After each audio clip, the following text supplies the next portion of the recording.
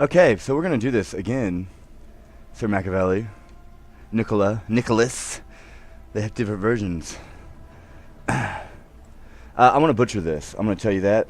I can already tell you the way it's written, the cursive, or the I don't know the font here, but it's pro. It's too pro.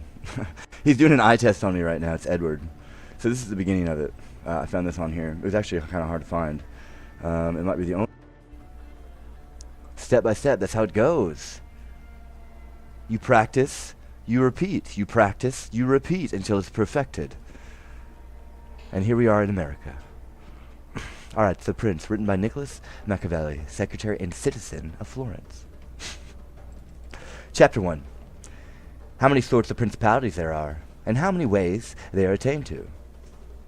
All states, all dominions that have had or now have rule over them, men have been, are, and are either republicus or principalities.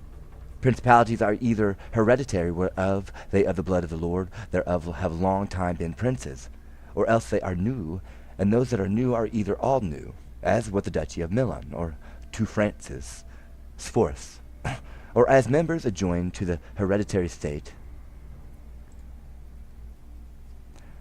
The prince that gains it, as the kingdom of Naples is to the king of Spain.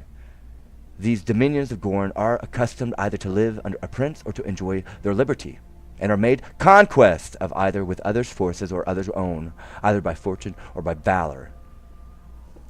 Chapter 2 of Hereditary Principalities. I will not here discourse of republics, because I have otherwhere treated of them at large.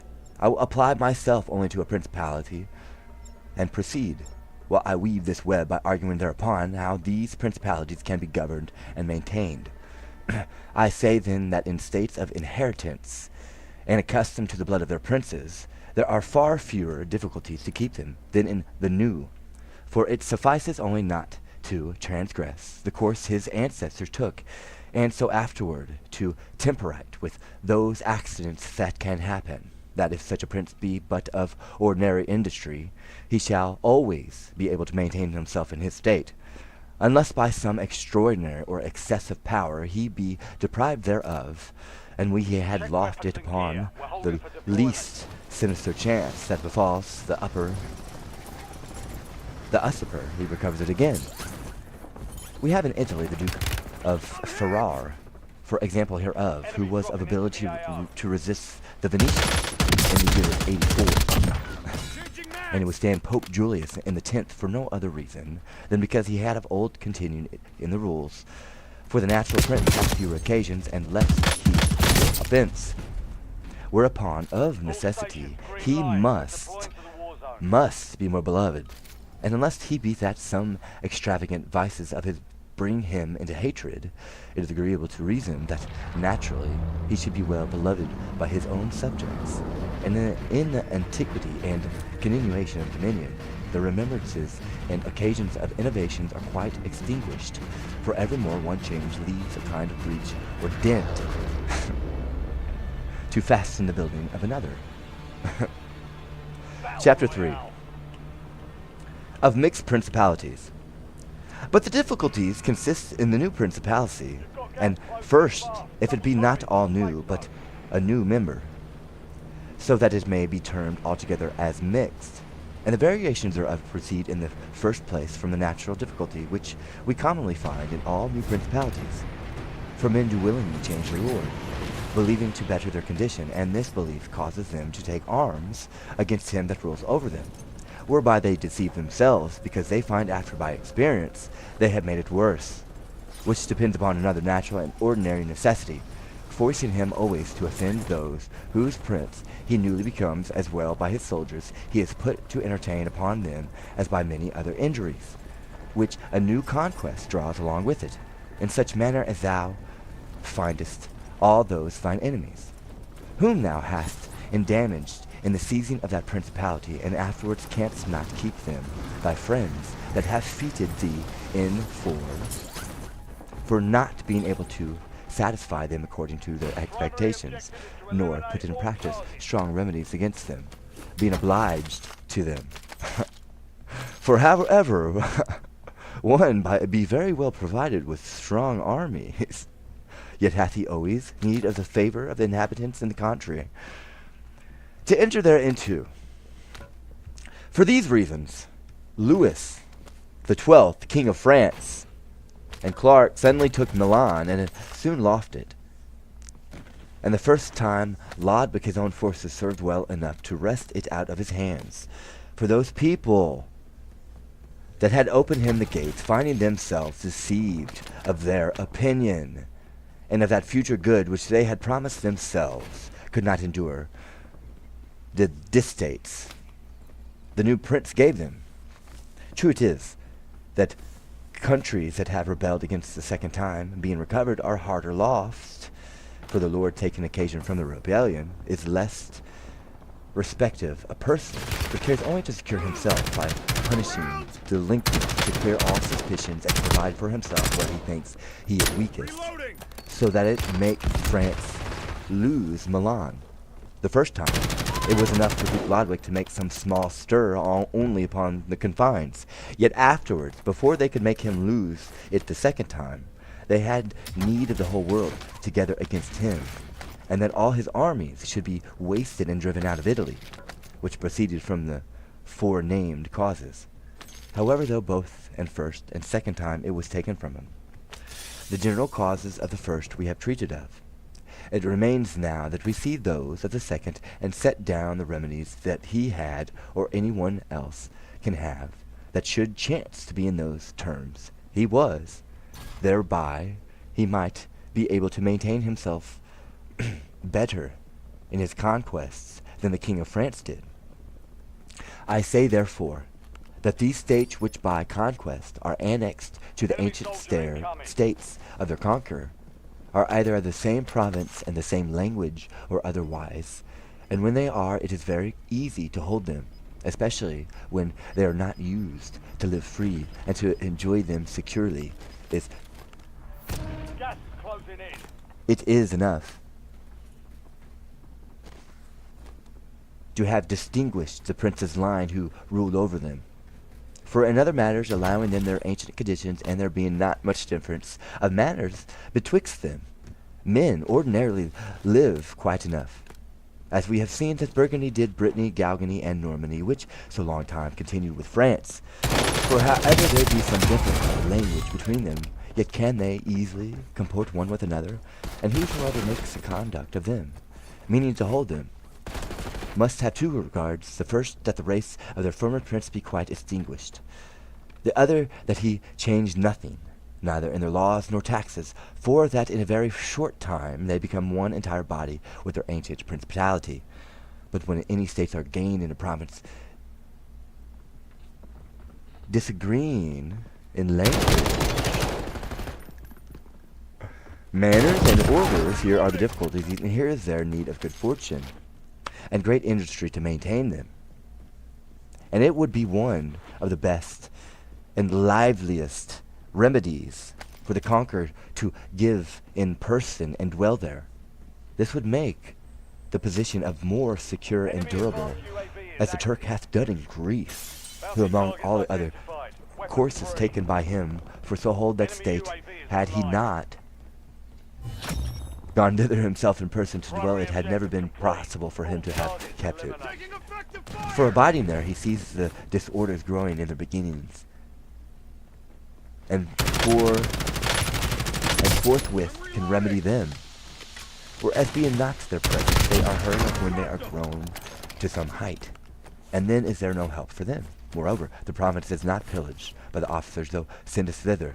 The subjects are much satisfied of having recourse to the prince near to hand, whereupon have they more reason to love him, if they mean to be good, and intending to do otherwise, to fear him. And foreign princes will be well aware how they invade that state, insomuch that making his abode there, he can very hard lose it.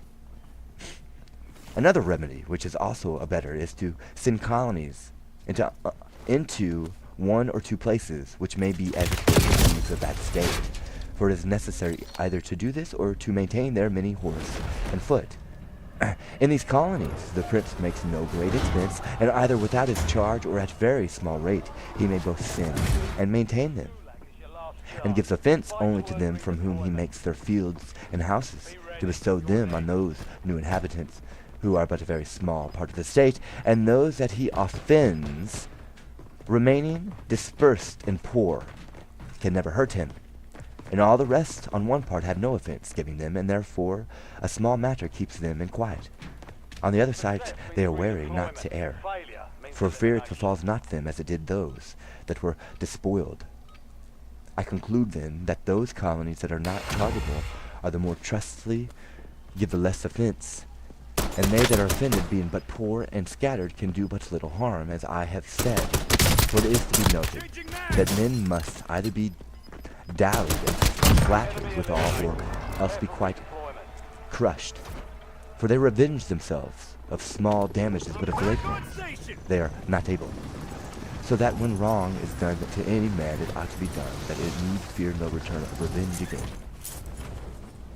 But in lieu of colonies, by maintaining soldiers there, the expense is great, for the whole revenues of that state are to be spent in the keepings of it, so the conquest proves but a loss to him that hath got it, and damages him rather, for it hurts that whole state to remove the army from place to place, of which an annoyance everyone hath a feeling, and so becomes enemies to thee, as they are enemies, who are outraged by thee in their own houses, when forever they are able to do thee mischief. Every way, then, is this guard unprofitable, besides he that is in a different province, as it is said, should make himself plead and defender of his less powerful neighbors, and devise always to weaken those that are more mighty therein, and take care that upon no chance there enter not any foreigner as mighty as himself, for it will always come to pass that they shall be brought in by those that are discontented, either upon ambition or fear, as the Venetians brought the Romans into Greece. And they were brought into every country they came by the natives. And the course of the matter is that so soon as a powerful stranger enters a country, all those that are the less powerful there please him, provoked by an envy that bear him that is more mighty than they, so that for these of the weaker sort he may easily gain them without any pains, for presently all of them together very willingly make one lump with that he hath gotten. He hath only to beware that these increase not their strength, nor their authorities, and so he shall easily be able to, by his own forces and their assistances, to take down those that are mighty, and remain himself absolute arbitre of that country. And he that plays not well this part shall quick lose what he hath gotten, and while he holds it, shall find therein a great many troubles and vexations. The Romans in the provinces they seized on observed well their points, sent colonies thither, entertained the weaker sort, without augmenting anything their power, abated the forces of those that were mighty, and permitted not any powerful foreigner to gain too much reputation there. And I will content myself only with the contrary of Greece. For example thereof, the Achaeans and Aetolians were entertained by them. The Macedons' kingdom was brought low, and Shu was driven thence, nor ever did Achaeans or Aetolians desert prevails so far for them that they would ever promise to enlarge their state, nor the Persians of Philip induced them ever to be his friends, without bringing him low, nor yet could Antiochus his power make them ever content that he should hold any state in the country. For the Romans did in these caves, in these cafes, of which all judicious princes ought to do, who are not only to have regard only to present mischiefs, but also to the future, and to provide for those with all industry. For by taking order for those when they are afar off, it is easily to prevent them, but by delaying till they come near hand to thee, the remedy comes too late. For this malignity is grown incurable, and it befalls this, as the physicians say of the Hecate fever, That in the beginning it is easily cured, but hardly known. But in the course of time, not having been known, in the beginning not cured, it becomes easy to know, but hard to cure. Even so falls it out in matters of state, for by knowing it eludes all. But the mischiefs that then spring up are quickly helped.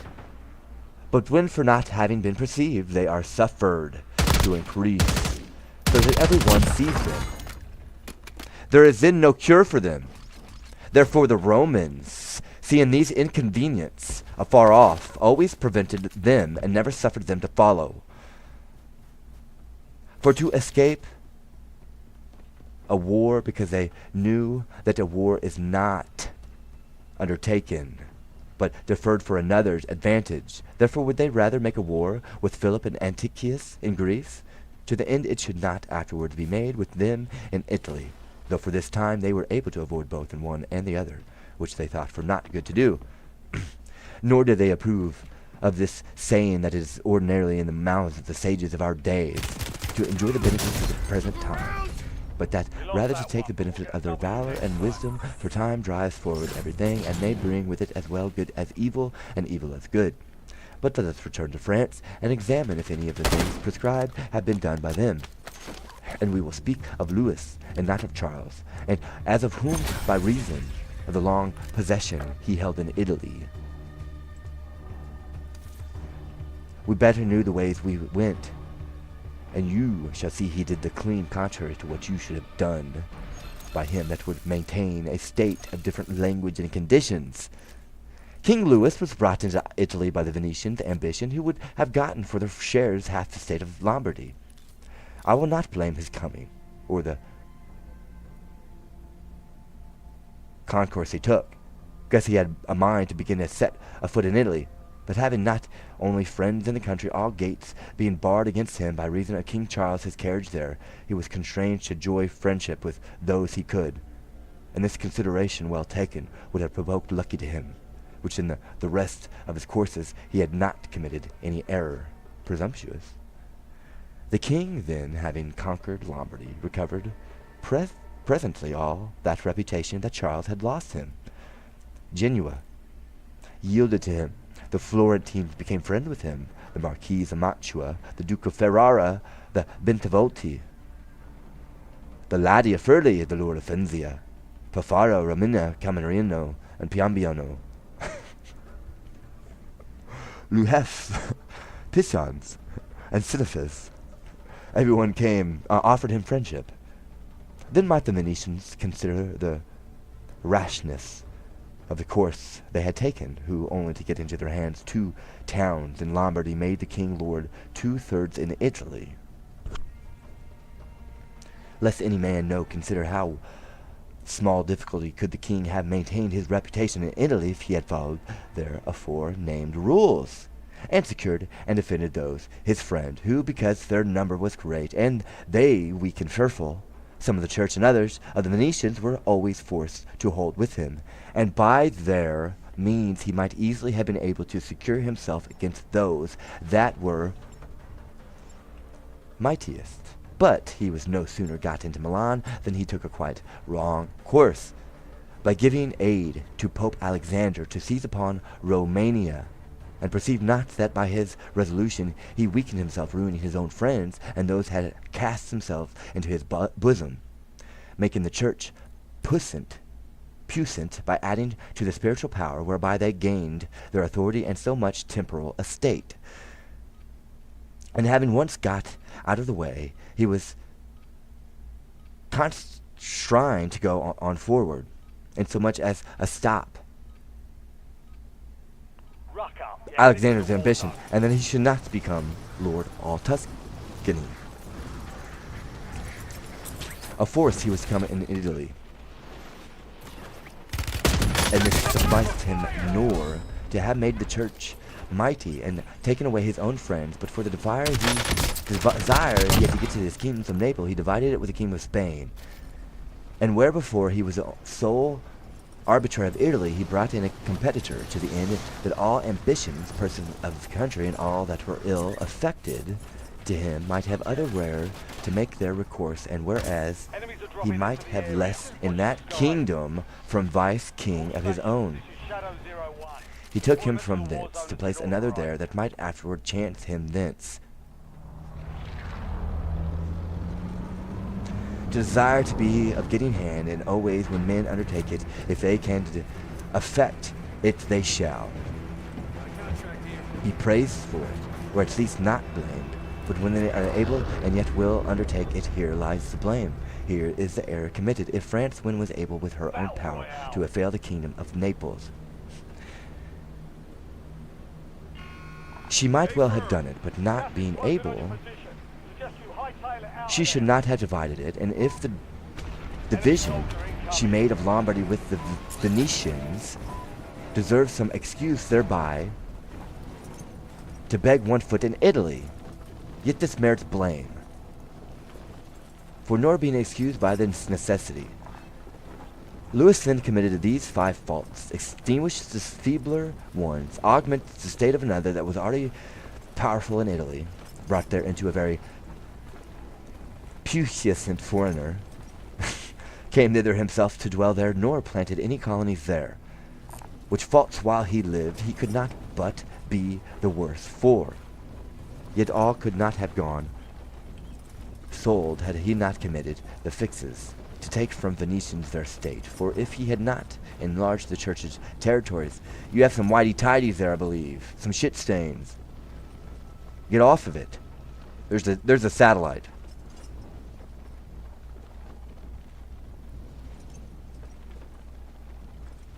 Nor brought the Spaniard into Italy. It had been necessary to take them I lower, but having first taken those other courses, he should never have given way to their destruction, for while they had been strong, they would await, have kept their others off from venturing on the conquest of Lombardy. That's Wagner. That's how they're doing it. For the Venetians would never have given their consents thereto unless they should have been made lords of it themselves, and the others would never have taken it from France to give it to them. And then they would never have dared to go unset upon them both together. And if any one should say that King Louis yielded Romania to Alexander and the kingdom of Naples to Spain to avoid war, the burner, I answer with the reason above alleged, that one should never suffer any disorder to follow his avoiding of a war. For that war is not saved, but put off to thy disadvantage. And if any others rogue, that the king had given his word to the Pope to do that exploit for him, for dissolving of his marriage, and for giving the cardinal's cap to him of Clayton Del Smith, I answer with that which thereafter I shall say touching princes' words, how they ought to be kept. King Louis then lose Lombardy, for nor having observed some of those terms which others use to have possessed themselves of countries and desire to keep them, nor this any strange thing, but very ordinary and reasonable. And to this purpose I spake at Nantes, with that French cardinal when Valentine made himself master of Romania. For when the cardinal said to me that the Italians understood nor the seats of war, I answered, the Frenchmen understood not matters of state, for had they been well versed therein, they would never have suffered the church to have grown to that greatness. And by experience we have seen that the power hereof in Italy and that of Spain also was caused by France, and their own ruin proceeded from themselves, from whence a general rule may be taken, which never or very seldom fails, that he that gives the means to another to become powerful ruins himself, for that power is caused by him either with his industry or with his force. And as well the one as the other of these two is suspected by him that is grown sufficient.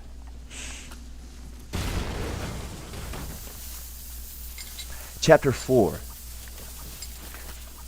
Wherefore Darius his kingdom taken by Alexander rebelled not against Alexander's successors after his death.